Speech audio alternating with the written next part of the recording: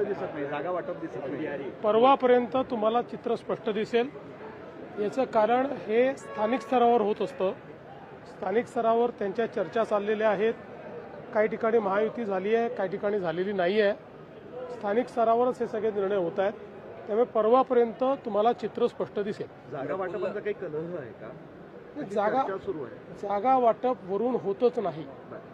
जागा वाटप हे जिल्ह्यामध्येच होतं. त्यामुळे जिल्ह्यामध्ये त्या सोयीप्रमाणे त्या पक्षांनी एकत्रित येऊन केलेलं आहे. जिथे महायुती शक्य तिथे महायुती झालेली आहे. कुठे दोन पक्षांची युती झालेली आहे, कुठेच युती झालेली नाही. त्याच्यामुळे हे जिल्हा स्तरावरचा छोटी निवडणूक आहे. ही काही मोठी निवडणूक नाही आहे, ही काही राज्याची निवडणूक नाही आहे. त्यामुळे तिथल्या परिस्थितीप्रमाणे निर्णय होत असतात. हाच निकष महापालिकेला पण आहे.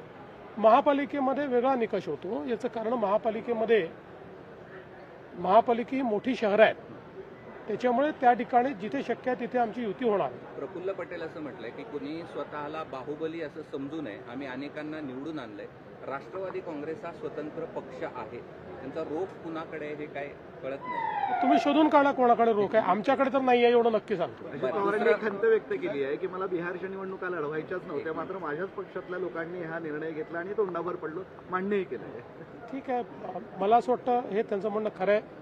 कारण त्यांची कुठलीही ती निवडणूक लढवण्याची तयारी पण नव्हती आणि म्हणून ते बिहारला गेले देखील नाहीत. पुण्याचा जो मॅप आहे, पुन्हा संभाजीनगरचा जो मॅप आहे तो व्हायरल झालाय रस्त्याचा, आणि त्यात काहीच लोकांनी खूप मोठ्या प्रमाणावरती जमीन ते सगळे तोंडघाशी पडतील. याचं कारण अंतिम मॅप अजून तयार व्हायचा आहे. हा राष्ट्रीय महामार्ग प्राधिकरणाने 3 वर्षापूर्वी केलेली टेंटेटिव्ह अलाइनमेंट ती आहे. आता अलाइनमेंट जी आहे ती MSIDC करते. त्याच्यामुळे आणि एकदा ती अलाइनमेंट फायनल झाली की तो पब्लिक डॉक्युमेंट असतो. तो काही लपवाछपवी नसते त्याच्यामध्ये, तो पब्लिक डॉक्युमेंट होतो. त्यामुळे मला असं वाटतं की आता हे जे काही स्पेक्युलेशन चालले आहेत, जेव्हा अंतिम आराखडा होईल तेव्हाच लक्षात येईल. लोकांच्या दुखण्याचा प्रश्न आहे. औरंगाबाद पुणे जो रस्ता आहे संभाजीनगर तो गेली काही महिने खराब आहे. 5 तास 6 तास 7 तास दिवाळी 8 तास कुणी रिपेअरच करत नाही. या संदर्भात राष्ट्रीय महामार्ग प्राधिकरणाला विनंती केलेली आहे.